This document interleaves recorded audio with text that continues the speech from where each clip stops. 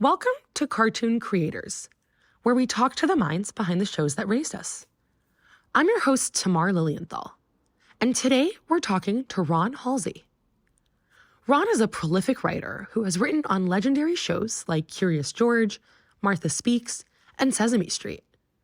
Most recently, he created and executive produced the adaptation of Interrupting Chicken for Apple TV+. We talk about how Ron rose in the industry, what medium he prefers, though we might be biased towards animation because we're an animation podcast, and who inspires him creatively. Let's get to the episode. Hello, Ron.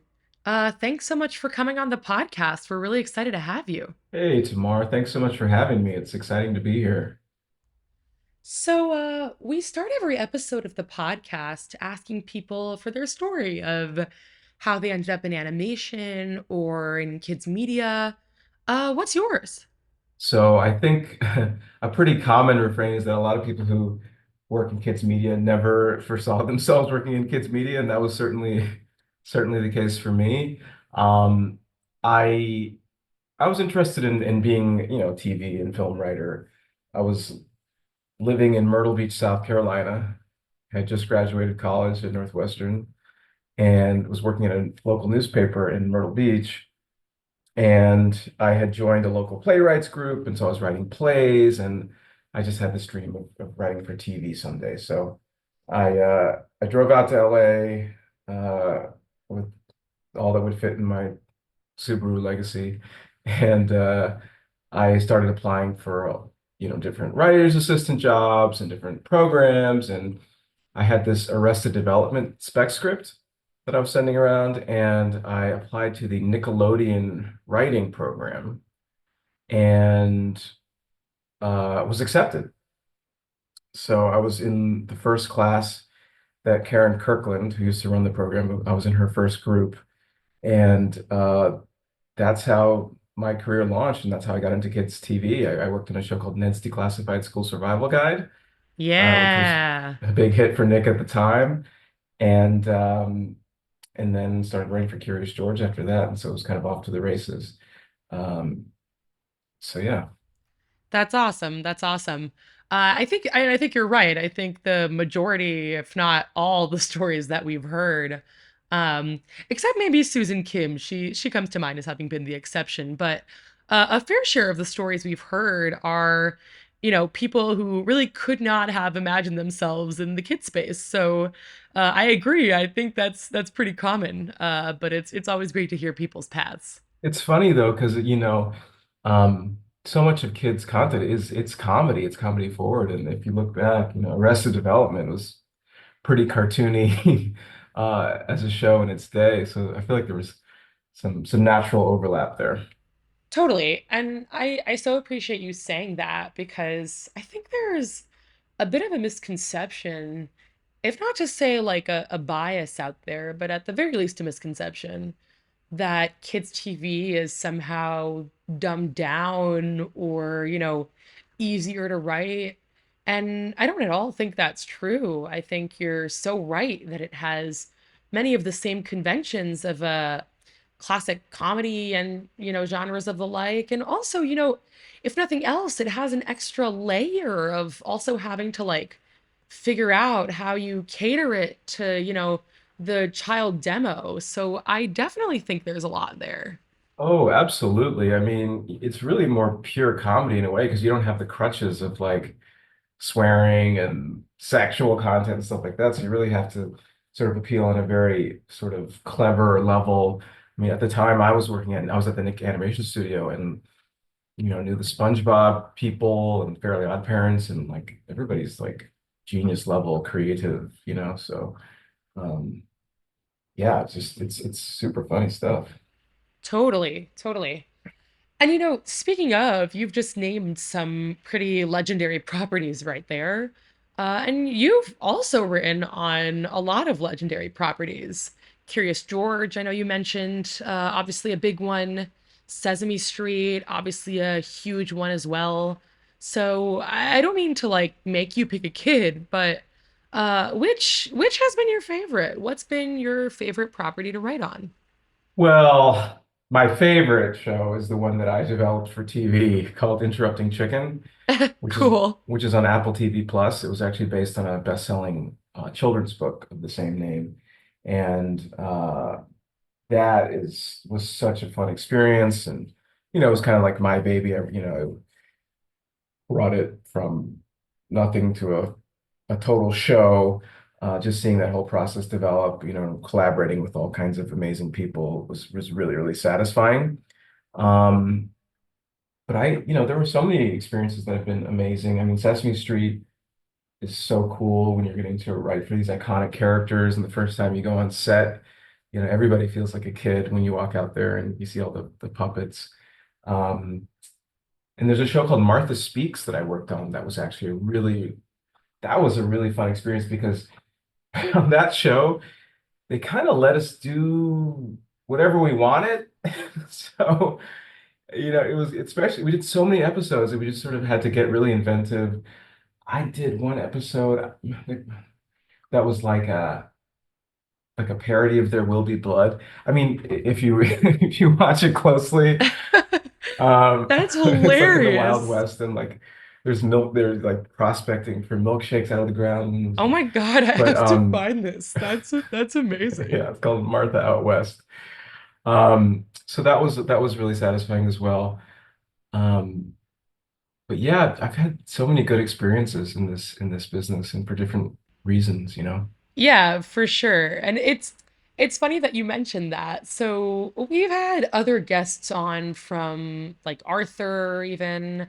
I believe it was maybe Peter Hirsch and I who were chatting a little bit about Arthur and how there were certain shows on because Martha Speaks was a PBS Kids show, right? Yeah. So yes, so there were certain shows on PBS that sort of like predated a lot of the standards and regulations that exist now that are good. And don't get me wrong, they exist for a very good reason. And, the curricular eyes and all the other eyes that are on it are certainly for good reason. But I remember chatting with Peter about how Arthur was one show that sort of got grandfathered in before a lot of that existed. So it was kind of like it had more free reign. It sounds like a little bit of what you're describing with Martha Speaks was kind of like that as well. Yeah, yeah, yeah. We definitely had free range creatively for sure. In terms of S&P, I think Martha was pretty tame on that front. Mm. But it is an interesting point you bring up, which is that, back in the day, linear TV, when there were only, four networks plus PBS, the audience segmentation was not as precise as it is now, right? So if you look at old Sesame Street, that was for kids from like 2 to 8 or 9 years old. They're covering a really huge swath, and I think Arthur's kind of similar in that the demo was just so big. It wasn't like just pure preschool; it kind of bridged a lot of ages. But nowadays, the shows are 2 to 4, and then the kids age out of it, and then there's the show for the 5 to 7 year olds, and it's just a lot more fragmentation and segmentation. Yeah, totally. That makes a lot of sense. And it's great that there are so many different shows out there these days and there's like more options, but it's interesting. It's interesting that you say that. Like, I wonder if there was something to maybe, a 3-year-old sibling and an 8-year-old sibling sitting down to watch something together. Not that they don't do that today, but like potentially less so. And, I know I watch a lot with my older sisters growing up. So, Yeah. No, I think that's part of the reason that Bluey has really broken through because that mm, is because, there's something in it for adults, a variety of age kids. So maybe we'll get back to that a little more, bigger tent family viewing. yeah, no, that'd be awesome. I'd be all over that. But you've also mentioned like a lot of the different properties that you've worked on, Martha Speaks or Sesame Street or things like that, and others have sort of traversed all kinds of forms of media. Animation, puppets, live action, purely. And we are an animation podcast, but I'm going to make a little bit of an exception at the moment and just ask you if you've had a favorite medium throughout your career and why. That's a really interesting question. And my honest answer is I don't. Um, because for me, it's so project dependent. And when I'm pitching stuff, developing new ideas, it's like this is a live action show, or this is a great thing for a puppet, or this is an animated series. And so for me, like the medium is just sort of like the perfect expression creatively of what the idea is. And so it doesn't, yeah, I can't pick a favorite because to me it's just all project based as to what I like doing. Does that make sense? Yeah, yeah, that makes sense. I think though, I mean, then I'm just curious as a follow-up to that, like to you. So I know that there's often kind of this line of like, well, animation or, you know, the things that give you a little more creative, like imagining to do. Is there for stories that aren't necessarily so like real world dependent or, stories that invite a certain level of thinking outside the box to them? You might pivot in that direction for an idea like that versus live action, you know, might be for something that's a little more grounded in people or reality or other things that might warrant that sort of approach. But I've always been curious. I mean, puppets are also kind of like great for a certain level of imagining or creating imaginary creatures and things like that. So, where's the line for you, I guess? Like, what leads you down an animation route creatively, and what leads you down like a puppet route? Yeah, that's a really good question, and you bring up a really good point. Um, I'm a big believer in like whatever lane you're choosing or whatever the project is, like really lean into the medium. So it does kind of drive me nuts when I see animated shows that don't revel in their animatedness, and Right. take advantage of that. I'm like, well, that could have been a live action show. Um, but between animation and puppets specifically, um, so gosh, with animation, you can really do a lot, and there's so many different genres of animation and styles, and you can make a lot of creative choices as to how you're going to treat reality or magical realism or whatever you're doing. Puppets are more limiting in that they're these actual tactile things, but I think that there's a level of audience appreciation when you can pull off fun and clever stuff using puppets because it's practical effects and it's real world stuff that people really like and appreciate. And there's a certain warmness to puppets. And then you have the performance element of it too. The puppeteers are really just sort of uber talented in that they're able to sort of evoke these emotional performances out of puppets.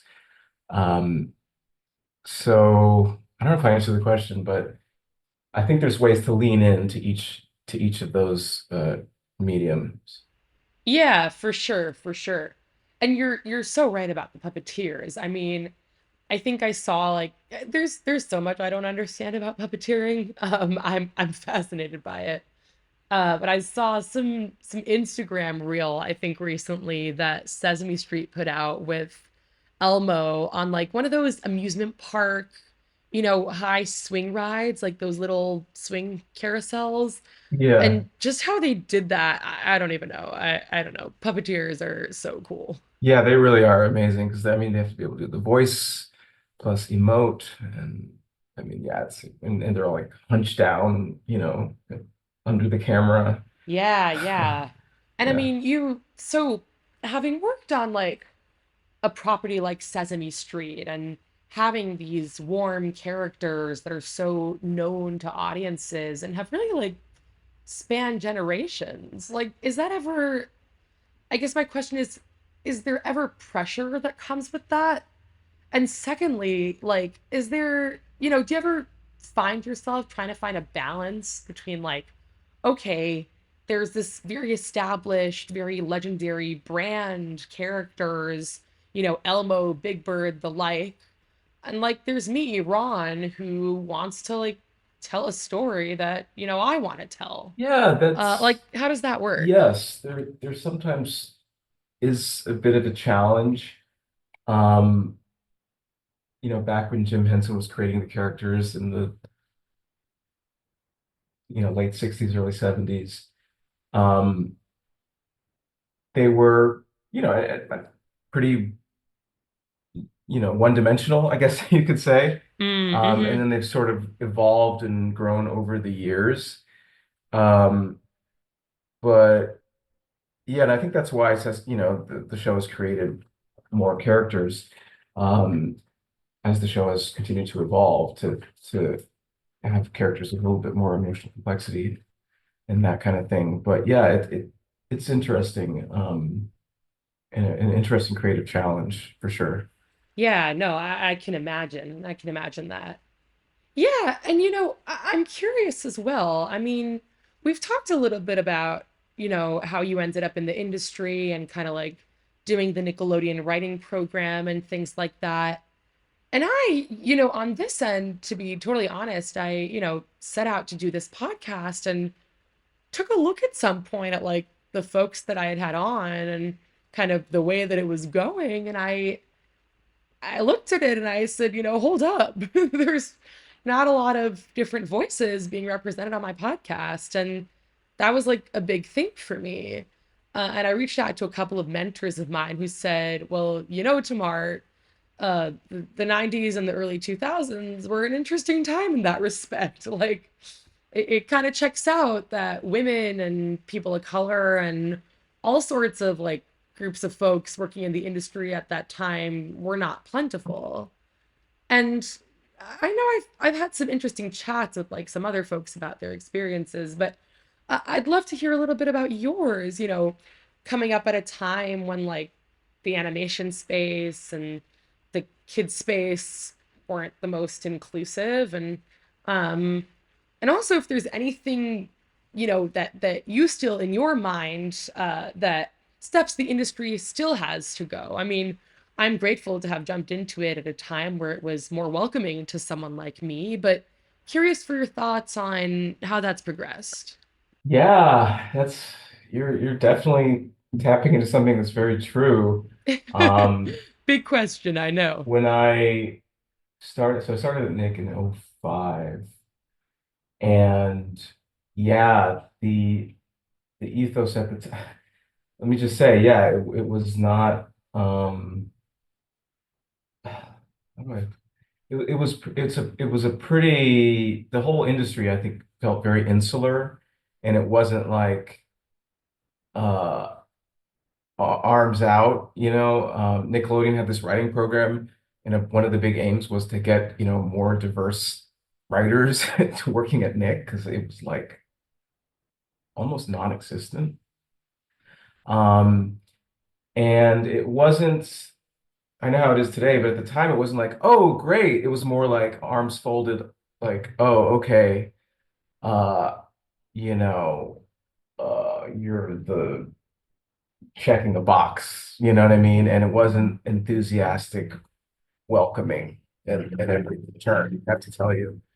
And Karen, to her credit, was really just dogged in her pursuit of getting the company and the industry to sort of see us as legitimate writers and respect us and see us as assets versus, you know, whatever else people thought. So yeah, that has changed, dramatically, um, as as I've seen it, over the years. Yeah, yeah, yeah. No, I think that makes a lot of sense. I'm also curious though, like, did you find early on in your work, like, were you being like given certain kinds of like token stories, or did you find that people, because I still see that honestly a little bit today sometimes, where it's like even for me, like, oh, I can, you know, I also have stories to tell that aren't like Latinx related. So, like, what was your experience like with that? Or were you given all types of assignments? It's so funny. I don't even think that there was much of a focus on telling diverse stories. Fair, at the there. time. It was more like just getting diverse people who work on the non-diverse shows, just getting in the room, getting in the door. Um, yeah, I don't know that that thankfully has ever happened to me. I think because maybe because my credits are so all over the place, and I've got a lot of stuff that I've done with creatures and animation.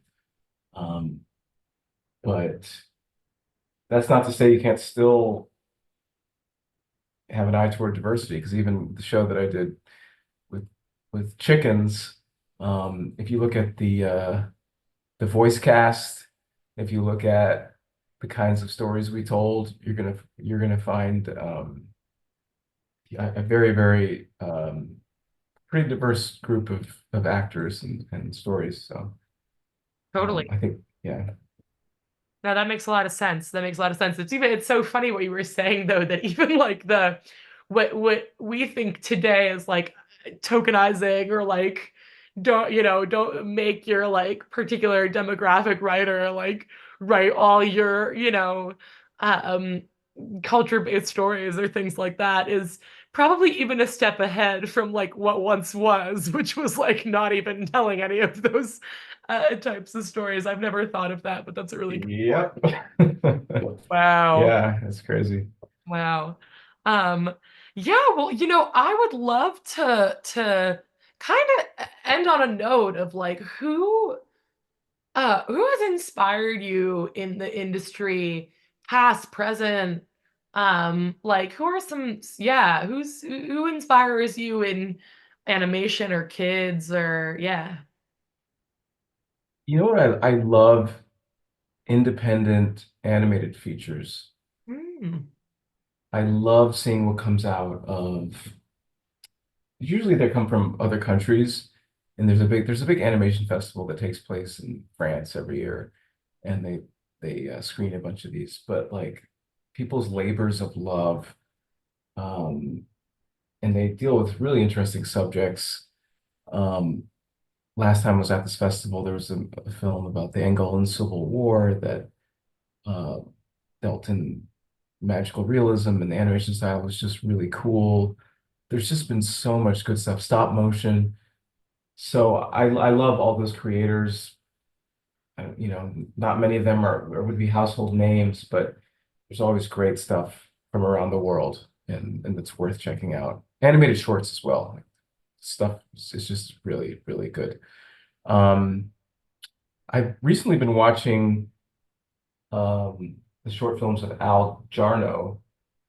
Hmm. Celestial Navigations is the name of the compilation, but he used to do a bunch of stuff for Sesame. He did several animated short films for Sesame. Did experimental animation Hmm. back in it was the 80s, and it's really, really great stuff.